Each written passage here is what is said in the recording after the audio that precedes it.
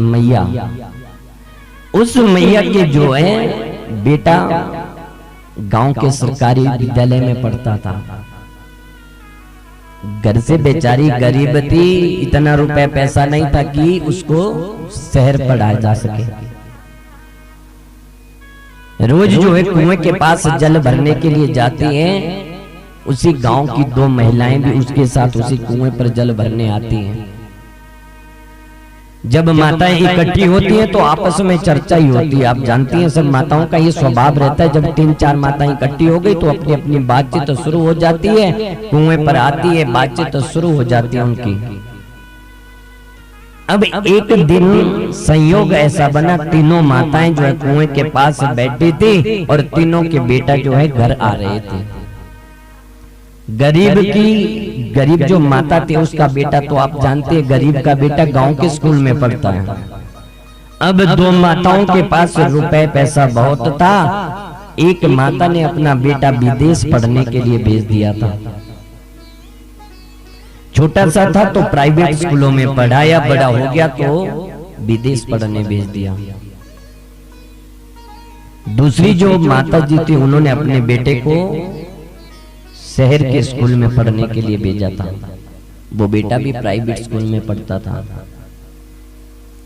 विदेश से जो बेटा आया था, जैसे ही उस कुएं के पास से वह बेटा गुजरा, जैसे उसकी निगाह अपनी माँ के ऊपर पड़ी और उसने अपनी माँ को देखा तो मन में विचार किया कि माता जी ने कहीं मुझे देख लिया तो कहीं गलती से मुझे ना बुला ले कि बेटा तू घर की तरफ जा रहा है, ये पानी का मटका जो घड़ा है ना तो उसको उठा करके ले चल।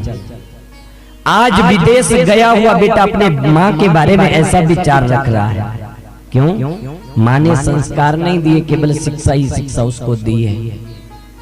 उसकी माँ बेचारी बूढ़ी, आज शरीर भी काम करने को नहीं है। बेचारी आज मन में विचार बनाया बेटा बहुत दिनों के बाद आ रहा है, थोड़ा ठंडा पानी उसको पीने के लिए ले जाऊंगी तो उसको अच्छा लगेगा। पर इधर बेटे की सोच क्या है कि कहीं माता ने मुझे देख लिया और कहीं गलती से बुला लिया तो और जो लोग हैं गांव वाले वो मेरे बारे में क्या सोचेंगे। कि विदेश से पढ़ने गया हुआ बेटा जो है जब घर आता है तो वो घर में आकर के पानी जो है घर के लिए ला रहा है। माता को अनदेखा कर करके घर निकल गया। जैसे ही जाते हुए उसकी माँ ने उसको देखा तो जो दोनों माताएं थी उनको कहने लगी कि ये मेरा बेटा है, अभी अभी विदेश से अपनी पढ़ाई पूरी करके जो है घर वापिस आया है। दोनों माताओं ने कहा बेटा अच्छा है तुम्हारा, बहुत ऊंची उसकी पहुंच है, कहां विदेश में वो पढ़ रहा है। उतने में दूसरी का बेटा है जो शहर पढ़ने के लिए गया था, उसने भी जब अपनी माँ को देखा तो मन में यही विचार किया कि कहीं माँ ना मुझे बुला ले, इसलिए उसने भी रास्ते से ही जो है अपना मुंह बदल लिया और घर की तरफ चलेगा। माँ से बात नहीं की।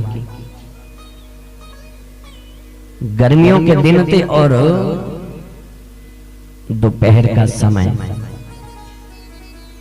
जैसे ही गांव में पढ़ने वाला बालक छुट्टी होने के बाद घर जा रहा था, रास्ते में उसने देखा कि मेरी बूढ़ी माँ जो है कुएं से जल भर करके ला रही है। तो आज वो बेटा अपना बैग जो स्कूल का जो बस्ता होता ना उसको वहीं फेंक करके अपनी माँ के पास गया।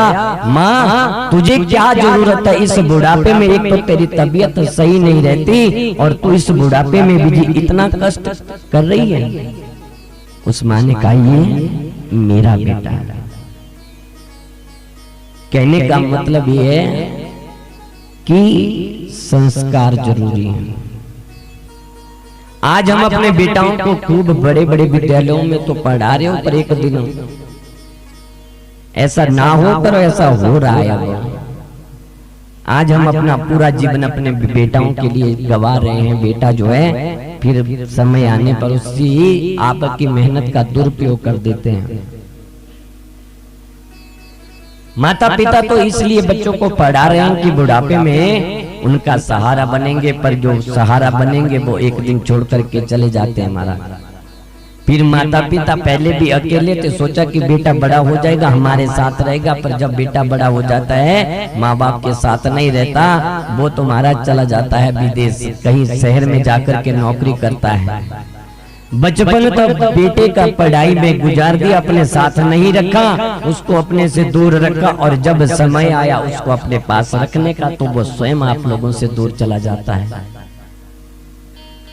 इसलिए कलयुग कहता है कि कलयुग में किसी भी ज्यादा धर्म कर्म करने की आवश्यकता नहीं है, क्योंकि ये कलयुग जो है, जिस समय इस कलयुग का अवतार हुआ था, कलयुग जो जन जगन गाना, एक आधार राम गुण गाना, एक आधार राम। कलयुग जो जन जगन ज्ञाना, कलयुग जो गन जन गाना, एक आधार राम गुण गाना। श्री राम जय जय राम, श्री राम जय राम, श्री राम जय